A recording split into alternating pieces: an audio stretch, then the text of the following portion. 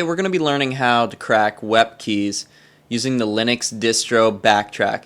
Now with this tutorial it's actually going to be used on a live CD, so there's no installation necessary. You're going to need a few things to do this. You're going to need a computer, obviously. You're going to need a CD so that you can burn the ISO onto it and run the live CD. And then you're going to need a compatible wireless card inside your computer. First, go ahead and Google Backtrack 3. Now go ahead and click the first link or second. It's somewhere right around the top. Go to it, and what you're looking at now is a few different places to download. You can do like a USB flash drive one, like a VM download. But what we're going to be doing today is the live CD, so click to download the live CD ISO, and it'll probably take you a little while to download that. Good. Once you have that downloaded, you're going to need to burn the ISO onto a disk, but you can't just use any software. You're going to have to use something that can mount an ISO and burn it as a live disk. So I went ahead and used Magic ISO myself, but any other program like similar to that will work. But just make sure you get one that you can mount an ISO on to make a bootable disk out of. Now we're going to find out from the get-go if your wireless card is going to be compatible or not. So what you're going to want to do is go down and press the little K. It's in the lower left-hand corner. It's basically where the Windows symbol would be if you're using Windows computer. And then you're going to want to go up and go to Internet, then go over and click on Wireless Assistant. Now if you see things like you're seeing on my screen right now, then it's going to work pretty much with Backtrack. Your wireless card will. So you can go ahead and you can click off that. Now you're going to want to open up a shell. It's right beside the little K that you clicked on. So go ahead, click on that. And the first thing that you need to do is find out what your device name is. So go ahead and type in airmon-ng. Now see where it says interface? Under that, that's the device name you're going to be using throughout. Now it's different on every computer. You might have the same wireless card as me, and if so, that's cool. If not, go ahead and start using the letters that you have underneath there for the rest of the tutorial. And as you can see, mine's ETH1. Now you're going to want to type in airmon-ng space stop space ETH1. And remember, like I said, if yours is not ETH1, make sure you put in the correct information. Otherwise, it's not going to work. Now that monitor mode is disabled, you're going to type in ifconfig space your device name space down. The next thing you're going to want to type in is macchanger space dash dash mac space, then the numbers that come up right there, the 00 colon 11 colon 22 colon 33 colon 44 colon 55, and then your device name once again.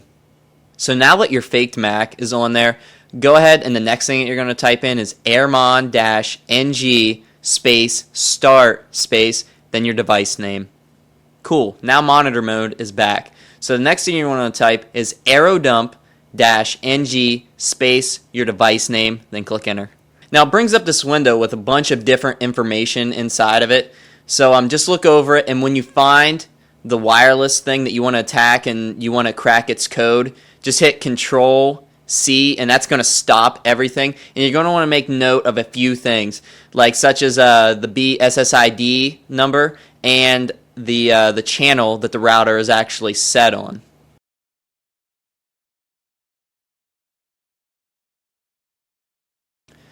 Now you're going to want to type in airodump-ng space dash C space the channel number in which the router was on space dash W space the file name that you want to name it. It can be anything. Today we're going to call it Pokemon space dash dash BSSID space then the actual BSSID number, which you made a note of earlier. And then you're going to want to put one space and then your actual device name again. Now the window will look a little different. Again, what you're going to want to do is keep that window open, but you can minimize it, take it off to the side. Just make sure you don't close it. Now you're going to want to open up a new shell. And in this, you're going to type aireplay-ng space dash 1 space 0 space dash A space your BSSID number that you're attacking, space dash H, space, then your 00 colon 11 colon 22 colon 33 colon 44 colon 55, space, then your device name again.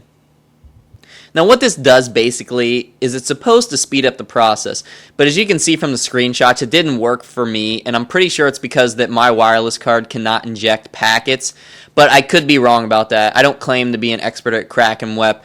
I just know that it's pretty easy to do, and that's why I'm giving you guys the tutorial here.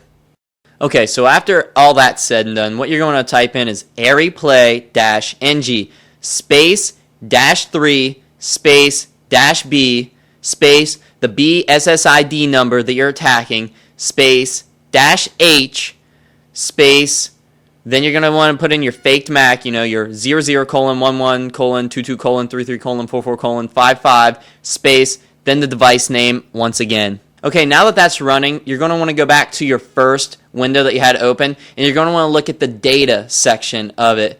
Now, you want to at least, before you try to crack it, have at least about 10,000 packets of data in there.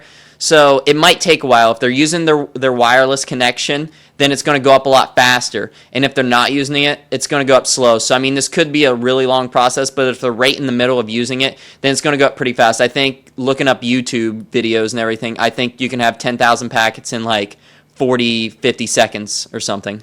So once you have enough of the data packets, you're going to open up a third shell. Make sure you keep the other two open, but open up a third shell. Type in aircrack-ng space -b space the BSSID number once again that you're going to attack space, and in this case it's going to be your file name, but it's going to be Pokemon-01.cap, and then you're going to want to click enter. Now look, with just 11,000 data packets, my key was found. As you can see, it's listed right there on the screenshot, which of course I'm going to be changing this key right now so no one can get on there. But what you're going to do is take out the colons, and that would be the password to my router. It would be AA12345678. And right there you have cracked a WEP key. It's very easy, very simple. If you didn't crack it with the first 10,000, it'll every 5,000 new data packets that it gets, it'll try to recrack it again. Now the very first time I did this, it took up to 20,000 packets, and this time it only took 10,000. So it's kind of varied and everything. But just give it a shot, you guys. And this is for educational purposes and everything. And I really hope you enjoy cracking some WEP keys with this. This just kind of shows you how unsecured a WEP really is. Now, had it been WPA, it might have been a different story. That's a lot harder to crack that. But that's a different day and a different video. Thanks, you guys.